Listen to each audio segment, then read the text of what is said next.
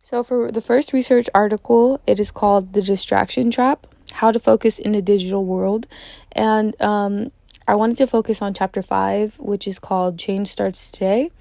And it is from William Henry Davies, in which we're talking about how distractions are basically the complete opposite of focus, and how it is an alert for us that we need to become more focused and more productive in reaching our goals and doing things that can be beneficial towards us reaching these goals. So first, it talks about Joe Cross, who basically says that we are most productive and creative when we are completely absorbed in the things that we are doing, and when our attention is calm, fixed, and present. And this can exemplify one of the concepts that we've been learning, which is being in a flow mindset and being able to be productive and do things that are beneficial towards us reaching our goals. It also discusses how distractions are seen to interfere with our productivity, and how they can be one of the biggest problems that we don't really see coming, because we think of them as us typically taking a break, or trying to get out of the focused mindset that we were in. But in reality, it's the distractions that keep us from continuing to be productive. So that's something that we should be aware of, and also know when a distraction is the difference between taking a little break and then when it becomes harmful to what our ultimate goals are. So in this research article, some things that stood out was it asked a lot of questions about how we are personally, and it allows us to be truthful with ourselves and things that can be seen as distractions for ourselves. And once we're honest with what our distractions are and things that can cause us to become distracted, it can help us prevent and lower the amounts of distractions that can occur. So one of the first things they ask you to think about is to think about when was the last time you truly felt focused, and include things like our breathing patterns, in which they are typically regular and relaxed, and also to note whether you feel stressed or not. Also, it asks to rate the level of contentness that you feel from 1 to 10, and to also catch yourself and be aware of what you're doing. So in terms of if you find yourself digitally distracted, to stop for a moment and really just assess and think about how you're feeling, and to continue asking yourself throughout the day some of these questions. And it also brings up this concept of the swap shop. So basically with the swap shop, it is where you will replace a distraction with focus bit by bit. So you will take turns basically going back and forth between distraction and then being productive, and then have a distraction as well again.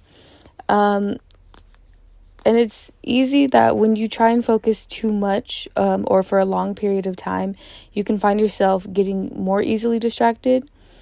So it can be really hard to focus when you've been doing it for a long period. So it's important to just try switching on and off, whether it's 10 or 15 minutes for the distraction, so that it's not completely taking up your time, but you're also not feeling weary or just getting bored of the task that you have.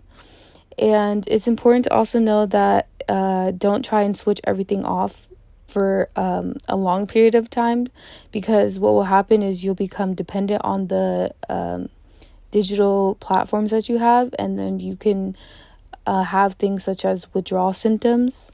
So it's important to just have a healthy balance of both, and make sure that you're always being productive, but also allowing yourself to have a little break. So it lists some things that you can do, whether that's writing, planning, checking emails, things like that. So that way you can have a healthy balance of both. There's also an exercise that I thought was really important and could be very helpful in terms of digital distractions. And it could be an exercise at the beginning of your day to basically write down a task that needs to be completed. And then you would set time aside of when you're going to start it and basically have a written plan so that you can just basically follow it like a to-do list. You can also just make people aware that you'll be unavailable or that you're working on a certain task so that you can limit the distraction of people, and also switch off digital distractions such as email, social media, internet, and things like that.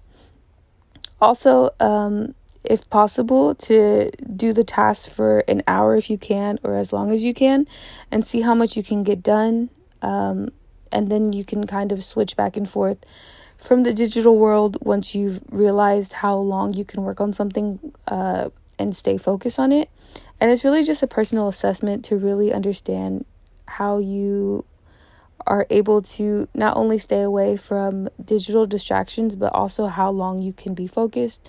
And it will help you just understand things that you need to work on, so that the more you do it, the more focused you can be, and you could already understand your triggers, and you can avoid making the same mistakes when it comes to being easily distracted or becoming too distracted, so that you can be productive. So the second research article is from Cloud Tweaks, and it's called How to Reduce Technology Distractions for a More Productive Workplace. And so this one is talking about how we can use technology in a more responsible manner and how it can be used in a more productive way. So it starts off with a statistic that says 90% of Americans always have their mobile phone in close proximity, 36% of which never turn their devices off. So we can see how phones and ultimately social media and things that can be done on phones, whether it's email or internet, can be the major cause of distraction.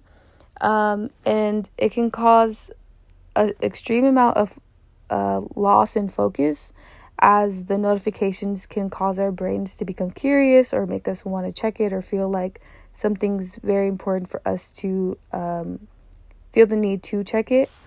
And this is kind of an addiction, as ultimately the amount of notifications that we get can mess up the brain's dopamine response pathways, in which we lose focus. And also using our mobile devices constantly can just cause us to use it as a resource or look at it as something that we need to use in order to feel productive. And so there was just a lot of different ways in which this article lists that we can be more productive, especially when it comes to the workplace. So first, it talks about physical distractions, which can break the concentration of employees, and they're said to include coworkers talking to one another that about topics that have nothing to do with the work, or making phone calls, or talking to colleagues. There's also a distraction of customers needing 24/7 availability. So these are just some of the external factors and other distractions besides digital that can be a reason for distractions. And then it starts talking about digital distractions and ways in which we can reduce this.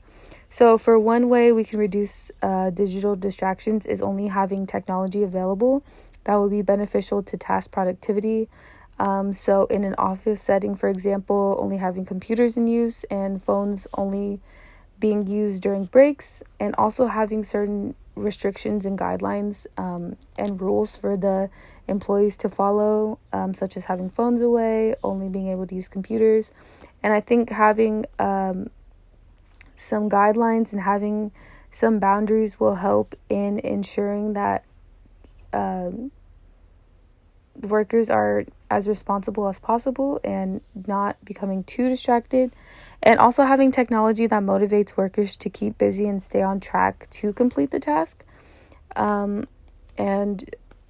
just doing their best to make sure in having these technological motivating equipment that it will encourage employees to want to switch off things that can distract them. and ultimately they need to block the notifications and customize when they will receive notifications as well.